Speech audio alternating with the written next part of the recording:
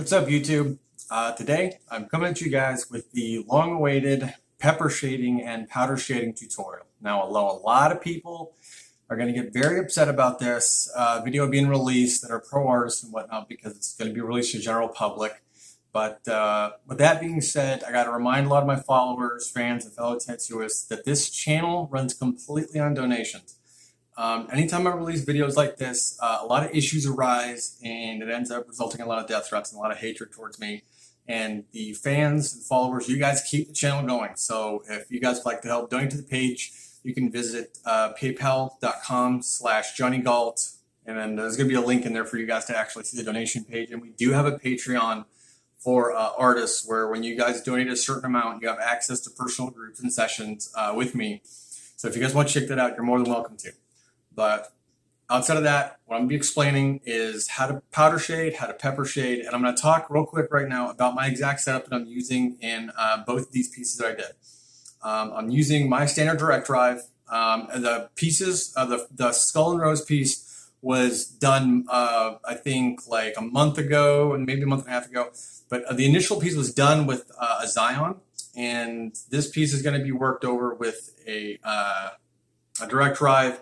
And the other piece is done with a standard needle. Now, some of these, there's cartridges used on them. Some of them are traditional style needle bars with traditional tubes. Some of them coils have been used. That's what's great about these particular techniques I'm going to show. You can do them with any machine in any setup. It's really easy to use. It's really easy to do. The trick to getting into this particular technique is to learn the rhythm of how to move the mag and how to overlap it. That's like the real trick, is to get like the motion and the stroke actually in. So with that being said, I'm going to actually show you guys a trick that I learned from my mentor in the next clip of how when I was apprenticing and my younger brother and I were at the same shop, this particular mentor we had, he made us sweep the shop in a certain way, and we didn't get why he was making us do it. But down the road, we ended up learning that this was actually kind of important to our career because it ended up helping us down the road. And so I really just hope it helps you guys. So we're going to go to the next clip, and we're going to show you guys a reel of different shots from where I'm actually using both techniques and some powder shading and stuff. So check it out. Imagine the front of this right here. This is your mag, okay? Now, when you're doing your stroke, for pepper shading, if you're starting on an edge, when you push out, you lift. So you lift out and up at the beginning of the stroke, and then you bring it completely back, set it here, out and up, and you do that repetitively to create a pepper shading like effect across the line. Now, let's say you're doing it on like a pedal, you're starting on a rose and you're moving from a central point. You start at an angle like it's curved like this. You start here, push up and out, push up and out, push up and out, and you're lifting as you move it away.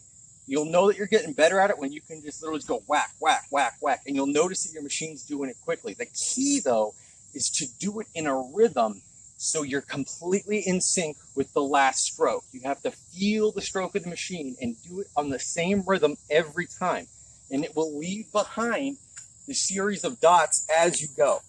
Now, when you're doing powder shading, let's say we're going to start on a line. You're going to start at the closest point to the next line where you're building the fucking dark edge at. And you work it in a cursive E over the previous stroke. You see how I'm going, like if this were the edge of a mag and I did the E, it would go out this way, come back out this way. Bam.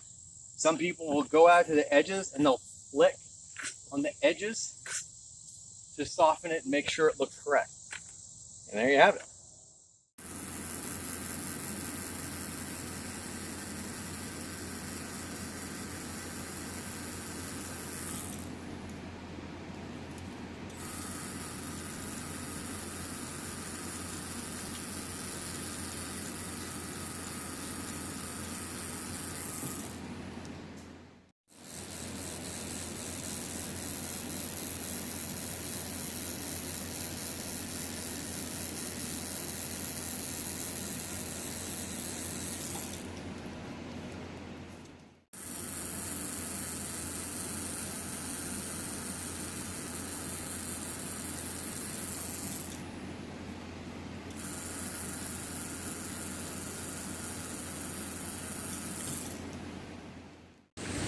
just picked up a little bit of dark, and I'm gonna use the full pepper shade stroke here.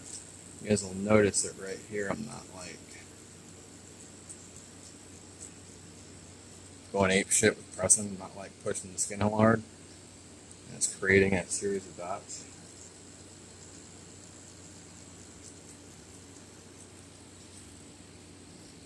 Ta-da!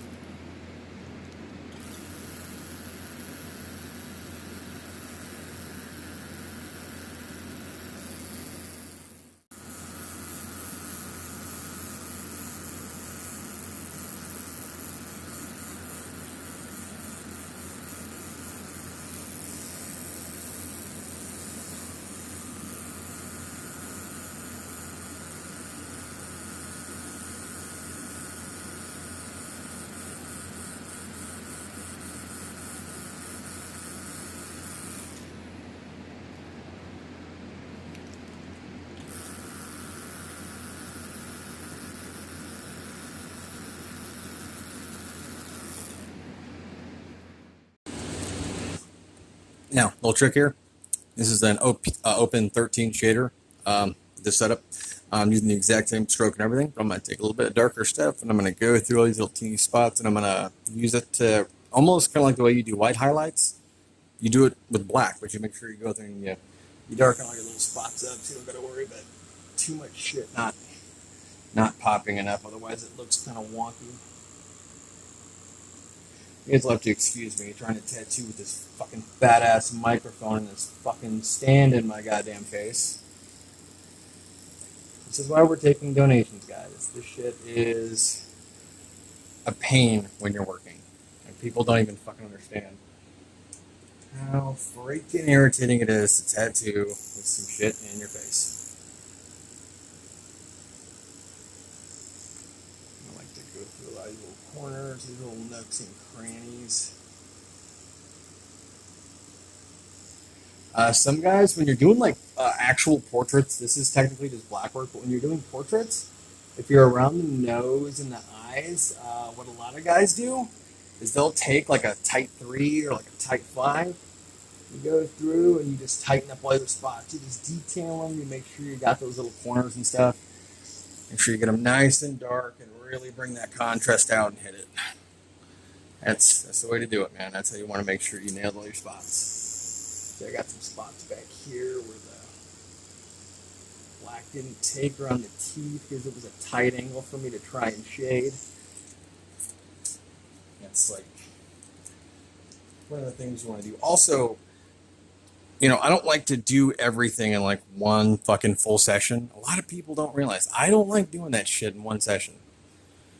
Especially something this large. I like to take my time, kind of hang back, feel comfortable. I know a lot of guys don't really have that luxury. Some of you guys are, just trying to put food on the table, trying to hammer out a lot of pieces. But this is for guys that are just, looking for a little bit of intel or a little bit of information on how somebody else does stuff. So.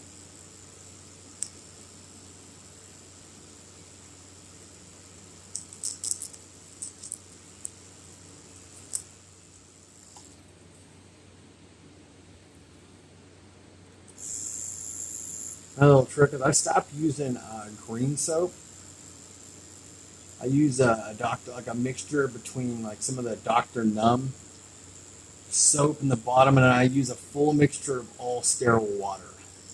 So what I like to use now, and it really helps with redness. If somebody's got real sensitive skin, you're still gonna have redness and stuff pop up. You know, she's got a lot of redness and shit around here, but it's a lot easier to take pictures or to see when you don't have a fucking grip of redness in your actual picture. So that's how I kind of do it. Just sharing that with some folks.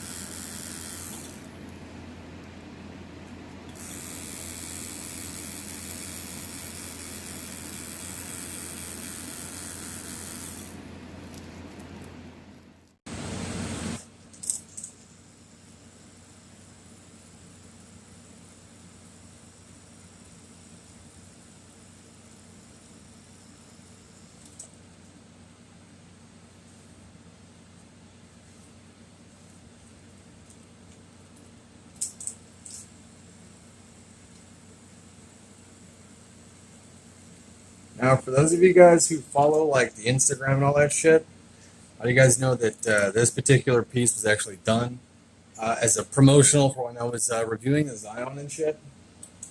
And I don't know if any of you guys can tell, I genuinely dislike the way the Zion lines. Like, that thing fucking drove me crazy. I have to reline this entire thing on a coil machine because it just struggled so much with the 13 and with the hollow points.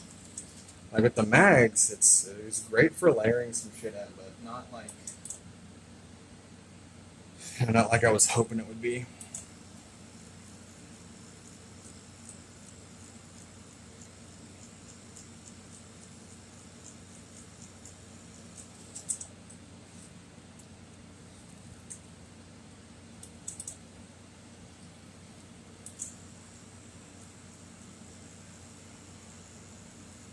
And now I'm working with a little bit of Fusion Mid.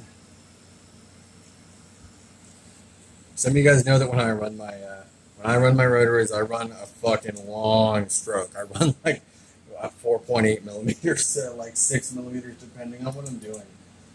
So, I mean, for those of you who know that, straight up.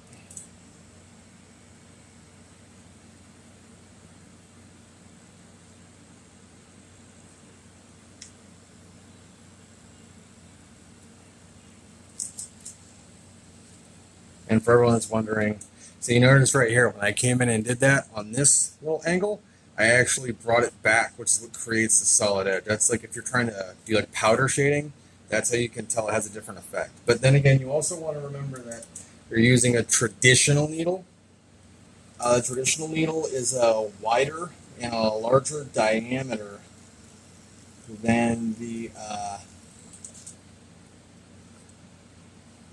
bud pin needles that you generally use to do like powder shading and shit, especially if you're doing like that old school like Chicano gangster gray. Right now I'm just doing a bunch of the undertones and stuff. I like to put in some of the black and shit like that, or do some of the like hard light sourcing before I come in with the midtones, and just kind of detail shit to make sure that I got the stuff underneath, on lock, or I can see where it starts and ends. That way, I used to get kind of confused about where shit was supposed to be, especially in larger pieces. You're at a convention, you're working on the clock, you fucking hauling ass and shit, it's easy to kind of forget little tiny spots that in the end will end up costing you placement or recognition. Just shit like that. You don't want stuff like that to happen.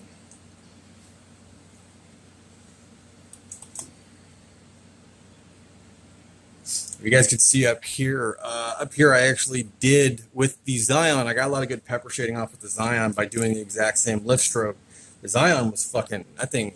That thing had some sexy pepper shading on it. It actually was a really good machine for shading. I liked the throw. I liked the speed, but believe it or not, it was kind of heavy. So I switched up to my my direct drive system because I'm just not a huge fan of pen style shit. I need the back weight. I'm an old school artist. I like the back weight. You guys can see the differentiation in strokes, where if I'm not trying to pepper shade or powder shade, and I'm like hard shading a layer in, I have a real fast hand speed. It's something that some people may not have, and it kind of confuses people. If your machine is slower or you move slower, you're definitely going to want to take it down a little bit, like slow it down. I come from charcoal and painting and stuff, so I have a real fluid hand motion.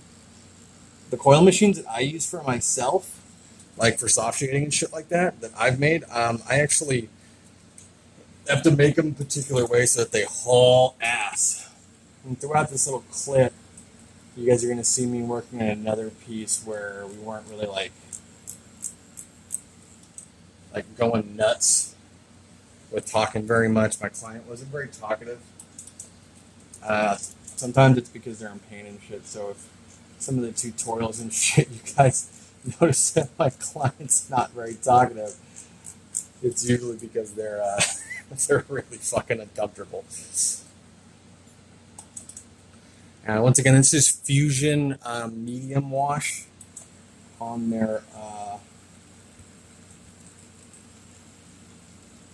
wash set. I really like Fusion. A lot of people have been telling me to switch up and try out the World Famous stuff. And the CEO of World Famous, I think it's the CFO actually. The CEO is kind of like a behind the scenes dude. The CFO was real rad. He was a real cool dude. I believe I met him at the Villain convention, and I'm supposed to be doing some stuff. I want to review that pigment pretty soon. Get some working with it, see how I like it. Shit like that.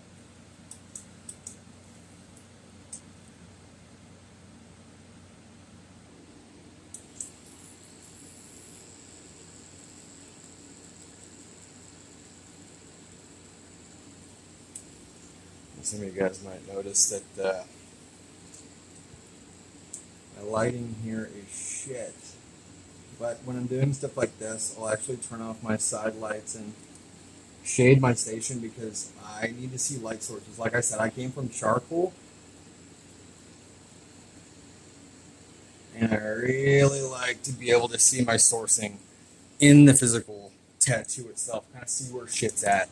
It's really important to be able to do that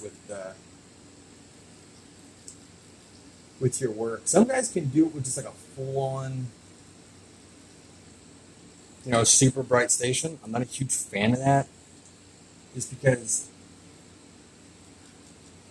when tattoos get really, really red, it's kind of hard to see where some of your light tones are going.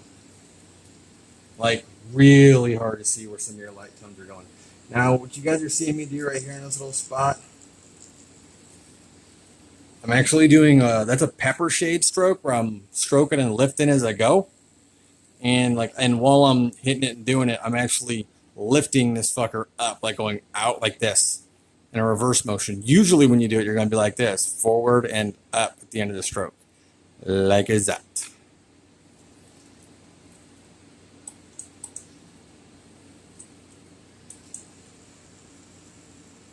Getting a little bit of contrast, a little bit of darkness here to the teeth. A little trick I learned when doing any kind of skull or anything. Every one of the teeth need to have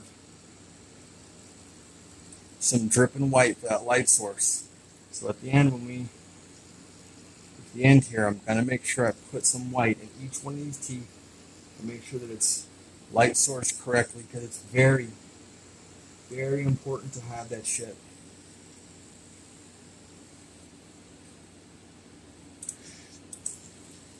Well, some of you guys might actually be sitting here. Some of the pro artists are going to be seeing this, like, oh my god, you did a fucking skull going the backward on the other side of the arm. When it comes down to it, guys, whatever the client wants, I'm going to put down. Okay? I can sit there and tell a client what might look better and what, in practicality, should be done. But at the end of the day, customer service is key. Whatever your client asks for, you guys need to do for them, unless it's like way outside the, kind of the scope of duty thing, where if it's outside moral lines and you really shouldn't be doing that shit, then you may not want to push the envelope.